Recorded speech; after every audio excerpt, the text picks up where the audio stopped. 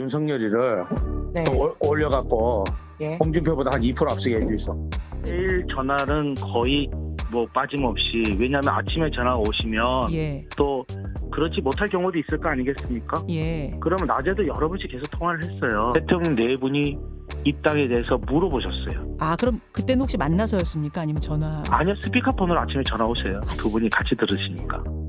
아니 대통령실에서 사기꾼이라 하니 사적 통화를 하면 그럼 공적 통화 대통령 한 걸 까야 되겠네 내일. 명태균의 생계를 챙기라고 한 것은 김건희 여사의 육성을 직접 증인이 들으신 건가요? 아니면은 명태균으로부터 전해 들은 내용인가요? 명태균 대표로부터 전해 들었습니다. 통화 한 차례 외에는 이제 명태균 씨가 김건희 여사에게 들은 내용을 말하는 것을 들은 것이네요. 네, 맞습니다. 네. 앞서서 뭐 명태균 씨 본인이 뭐 설명한 것도 많고 내용 뭐 이야기한 거 많지만 또 국정감사와 관련된 여러 가지 데일 질의와 응답 그리고 여야 공방 이런 게 계속 있었어요. 이게 얼마 전입니다. 그런데 오늘 민주당이요. 이 정도면 이게 당 차원에서 뭔가를 공개를 한 거거든요. 녹취입니다. 오늘 민주당이 긴급히 시간을 잡아서 이거를 공개를 했거든요. 그 내용 좀 들어보겠습니다. 윤석열 대통령의 공천 개입을 입증할 육성이 최초로 확인됐습니다.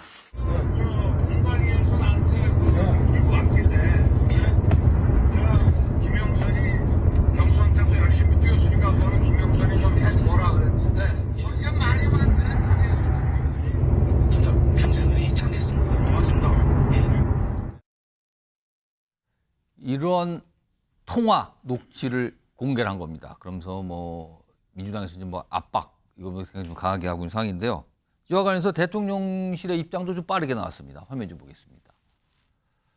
자, 공천 관련 보고 받은 적 없고 지시한 적도 없다. 그리고 결정권자는 당시에 당대표인 이준석 지금 개혁신당 의원 그리고 공천관리위원장 맡았죠. 윤상현 의원. 이렇게 얘기를 합니다. 그리고 통화 이거 중요한 내용 아니고요. 명태균에게 그저 좋게 얘기한 것뿐이다. 이런 입장 설명이 좀 나왔습니다. 자, 그리고요. 지금 이 상황과 관련된 여야의 목소리도 좀 준비되어 있습니다. 들어보시죠. 오랫동안 이 내용을 가지고 우리도 확인을 했고 또 오래 준비를 했어요. 윤석열 대통령, 김건희 여사의 공천 개입과 관련된 내용들이 뭐 확실한 물증이 있네, 없네, 전원이네 하는 이런 것들을 일소에 전부 다 해소할 수 있는 명확한 물증이라고 생각이 됩니다. 대통령실에서 또 입장이 발표가 됐고 사실은 사실관계는 대개 그 정도 선에서 이해를 하고 있고 그다음에 당에서 추가로 파악해야 될 부분이 있는지는 아마 사무총장 그리고 등에서 당무를 보는 쪽에서 아마 파악을 필요하면은 상황 파악을 좀 더 하지 않을까 싶은데. 그러니까 민주당에서는 이거 명확한 물증 아니냐. 그리고 국민의힘에서는 대통령실에 설명했잖아요. 그저 좋게 얘기한 거. 그 정도로 이해하고 있고 뭔가 우리도 파악은 하고 있어요. 이렇게 오늘 입장이 나온 건데요. 오늘 두 분 평론가 모셨습니다. 이 얘기 좀 해볼 텐데. 소정욱 변호사, 김성희 정치평론가 나오셨는데 우선 소정욱 변호사. 대통령실이 굉장히 빠르게 즉각적으로 입장을 냈습니다. 이 상황을 좀 어떻게 판단하세요 지금? 크게 이제 그 법적인 측면하고요. 예. 그다음에 그 정치적 측면 나눠 보면 예. 법적으로는 이제 이거 아무 의미가 없다. 우리가 노무현 대통령 탄핵 판결하고요. 예. 그다음에 박근혜 대통령 그 정치 개입 판결 있죠. 예. 이걸 정밀하게 분석해 보면 돼요. 노무현 대통령의 탄핵 판결에 보면 당선자는 직무가 없잖아요. 예. 탄핵은 이제 직무와 관련해서 이제 그 헌법 법률 어기되죠. 그렇죠. 직무와 관련성입니다. 예. 따라서 그 탄핵 사유는 뭐 말할 것도 없이 안 된다. 법적으로 보면. 자, 그다음에 그 박근혜 대통령 그 판결 있죠, 형사. 예. 이것도 이제 공무원이라 되잖아요. 예. 근데 윤석열 대통령 당선자 신분은 공무원이 안 되고요. 지금 이 녹취 5월 통화했다는 9일이죠. 시점이 5월 9일이니까 취임 전이군요. 예. 예. 따라서 이제 그 공무원도 안 되고 정치 개입에 무엇보다 이게 또 단순하게 그 무조건 이게 보고받고 뭐 의사 표명한 데서 이게 정치 개입이 아니고요. 예. 박근혜 대통령은 이제 그 여론조사를 했다거나 또는 이제 친박 리스트로 이렇게 기획 및 실행 이래 돼서 보면은 여론조사하고 단순하게 옛날에 보면 대통령한테 1호 당원이죠. 예. 대통령이 공천에 대해서 의견을 표명하거나 보고를 받거나 이거는 이게 아무런 법적으로 제가 안 돼요. 예. 공무원을 떠나서 공무원도 아니지만 따라서 이게 저는 법적으로 의미가 없고 뭐 정치적으로도요. 대통령실의 저는 해명을 믿는데 설령 그게 아니고 뭐 이게 그 일부 최종 결론을 보고했다 하더라도요. 예. 당원 1호 당원이잖아요. 예. 당원에게 누구나 공천에 의견 표명할 수 있어요. 이재명 대표에게 공천에 초연해서 아무런 본인 생각이 없었을까요? 그러면 이게 친명 횡재하고 비명 횡사는 이재명 대표하고 아무 관계 없을까요? 저는 이게 똑같다고 봐요. 김상희 평론가는 대통령실의 반응 뭐 포함해서 좀 어떻게 보셨습니까? 일단 제가 주목하는 부분은 대통령실의 반응이 즉각적으로 나왔다. 빨리 나온 편이죠. 굉장히 좀 심각하게 보고 있구나. 그리고 이 파장에 대해서 굉장히 우려를 하고 있구나. 이런 생각이 들고요. 그거는 좋은 겁니다. 그래서 적절하게 반응을 하는 게 좋은데 또 엉뚱한 생각을 하고 엉뚱하게 반응하는 게 문제인 건데 대통령실이 그래 왔죠. 이 반응의 내용도 좀 엉뚱해 보인다라는 게 문제입니다. 기본적으로 대통령실이 그동안 해명한 것이 거짓말이 많았어요. 그러면 이번에는 거짓말이 아니라는 걸 국민이 좀 믿게끔 상당히 좀 구체적이고 성의껏 설명을 했어야 되는데 그냥 좋게 얘기한 거야. 이걸로 끝이에요. 자, 근데 대통령 당선자가 일개 선거 브로커라고 본인들이 얘기하는 명태균 씨한테 왜 좋게 얘기하죠? 좋게 이야기할 이유가 없이 좋게 이야기합니까? 그렇잖아요. 말이 안 되는 얘기를 또 하고 있는 거예요. 국민들이 볼 때는. 아니 예를 들어 제가 우리 앵커님하고 관계가 있어요. 근데 좋게 이야기할 이유가 있습니까? 그렇잖아요. 근데 예를 들어서 앵커님이랑 출연자다. 그러면 제가 이거 앵커님이 저를 잘 못 보면 좀 영향이 있을래나 이런 걱정이 만약에 있다. 그러면 좋게 얘기하겠죠. 그죠? 똑같은 겁니다. 사람의 관계라는 건. 대통령이 왜 일개 범인에게 아무런 역사가 없고 관계가 없는데 왜 립서비스를 하고 왜 좋게 얘기를 합니까? 말이 안 되는 얘기를 하고 있는 거예요. 그러니까 대통령을 포함해서 대통령실이 계속해서 국민들에게 거짓말을 하고 있다라고 국민들은 계속 느끼는 겁니다. 그래서 미국에서 얘기를 하잖아요. 미국에서 가장 나쁜 사람을 얘기할 때 뭐라고 합니까? 라이어, 거짓말쟁이. 자, 대통령과 대통령실은 거짓말쟁이 이미지를 빨리 벗어나셔야 돼요. 그러면 좀 더 구체적이고 좀 더 성의껏 국민들에게 잘 의혹을 해소할 수 있게 잘 설명하셔야 된다 이런 생각이 들고요. 두 번째, 법에 대해서 우리 변호사시니까 말씀하셨는데 모르겠습니다. 이거는 사법부의 최종 판단이 있어야 돼요. 왜냐하면 판례가 아직까지 없습니다. 당선자와 관련해서. 근데 당선자라는 게 공무원이 아니다 이렇게 말하기가 되게 어려운 게 당선 즉시 경호원들이 붙고 모든 국가의 경비가 지원이 되고 그다음에 그걸 지원하는 인력이 지원이 돼요. 그러면 이걸 공무원이 아니라고 볼 수 있는가라는 게 판단해봐야 되는 부분입니다. 그리고 선거법은요, 특히나 이런 부분에 제가 볼 때는 예민해요. 예를 들어서 정치인이 어디에게 화환을 보내줬다, 앵커님한테 화환을 보내줬다. 그러면 이 정치인이 전국적 인지도가 있잖아요.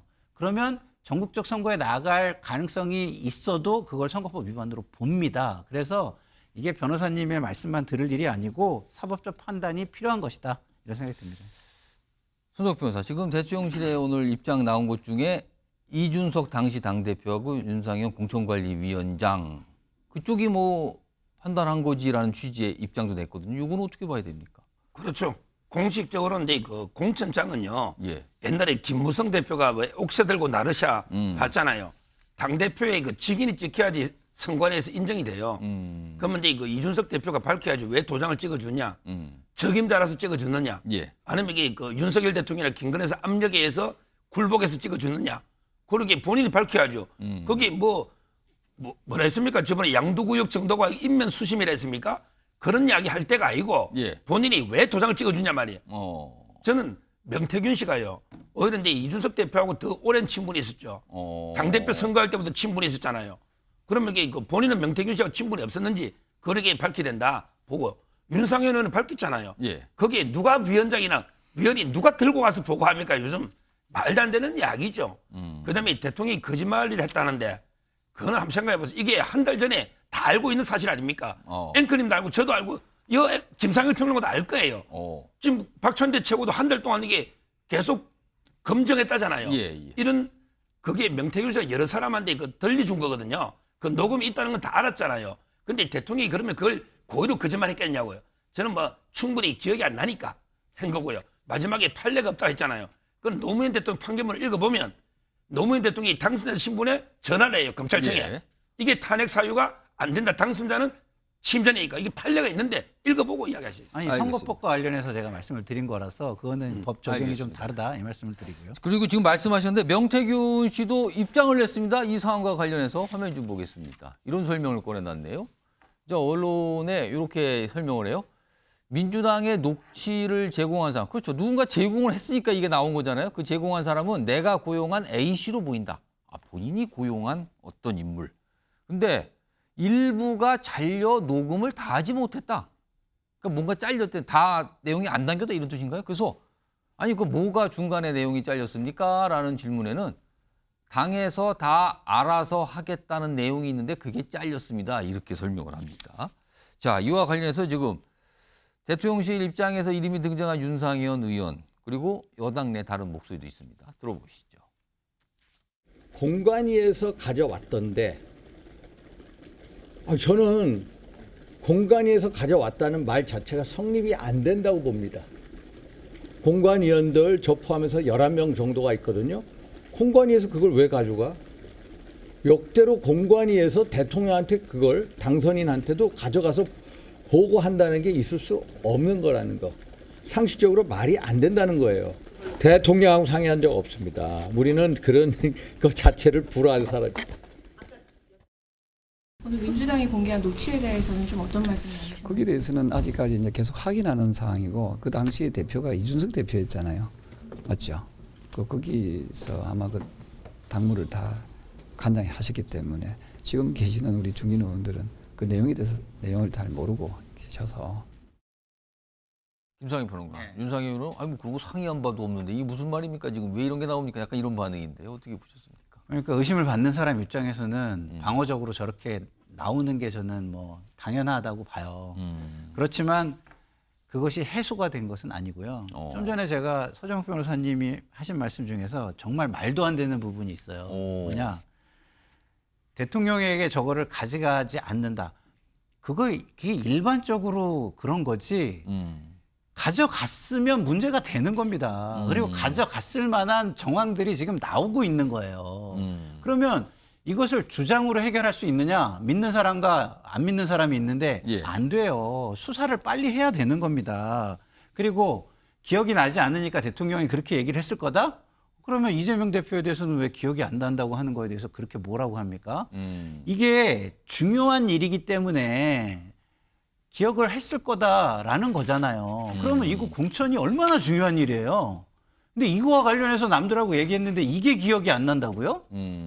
그러면은 도대체 이재명 대표에게 그동안 비난했던 그 비난은 도대체 뭐며 우리 서 변호사님께서 이재명과 윤석열은 본인에게 너무 달라서 다른 잣대를 들이대시는 건지 저는 여쭤보지 않을 수가 없고요. 윤상현 의원이나 이준석 의원 이 상황에 대해서 본인들이 발만 빼려고 할 게 아니라 책임 있는 위치에 있었기 때문에 설명을 좀 해야 된다. 적극적으로 밝히기 위한 노력을 하고 검찰에도 수사를 촉구를 하고 이걸 스스로 해야 된다. 그런 부분을 강조드립니다. 손정욱 변호사. 지금 명태균 씨가 이거에 대한 입장 반응이 나왔는데 당에서 다 알아서 하겠다네. 이게 잘렸다. 또 이런 설명이 나오네요. 이런 게 바로 그 악마의 편집이라 그래요. 악마의 편집이요. 원래 근데 그 녹취로 한 게 아주 위험합니다. 녹취가 증거의 왕이라고 하지만 실제 우리가 재판할 때 보면요. 상당히 위험한 거예요. 그러니까 아까처럼 이게 당에서 다 알아서 한다. 이거는 개입이 안 했다는 거잖아요. 이게 빠졌다는 거 아니에요. 일부만 녹음하다 보니까 이거 중요한 문제고요. 그리고 이게 녹취 틀다 보면 우리 전화할 때 의례적으로 언제 만나서 우리 밥 안 먹어? 그러죠. 진짜 만나서 밥 먹는 게 아닌데 녹취만 딱 보면 아주 친밀해서 언제 만나서 밥을 먹기로 했다. 이렇게 됩니다. 녹취가 그만큼 이게 위험한 거예요. 이것도 이게 일부 짜깁기 된 악마의 편집 녹취 가지고 개입 주장하는 자체가 저는 뭐 말이 안 되는 거고요. 만약 그리고 이게 대통령이 아까 우리 이재명 대표 기억 못하는 거 김문기 씨 이야기하는 모양인데 대통령이 명태균 씨하고 여행을 갔습니까? 골프를 치습니까? 대면복을 받았습니까?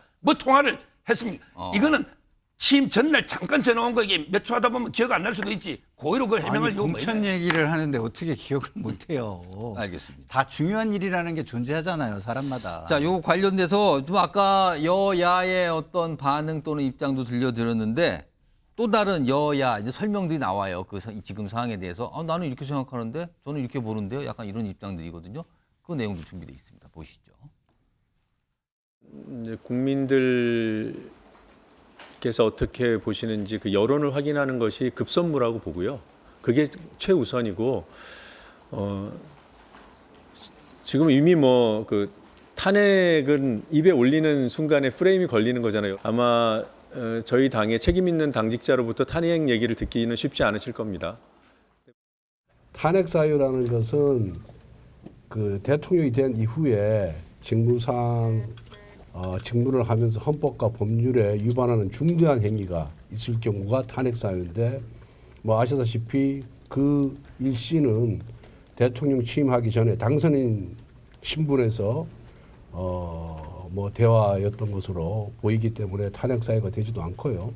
당에서 의견을 물어봐서 의견을 얘기한 거는 뭐 1호 당원으로서 당의 1호 당원인 대통령이나 대통령 당선인 입장에서 자신이 정치적인 그런 의견을 얘기를 할 수 있는 거죠.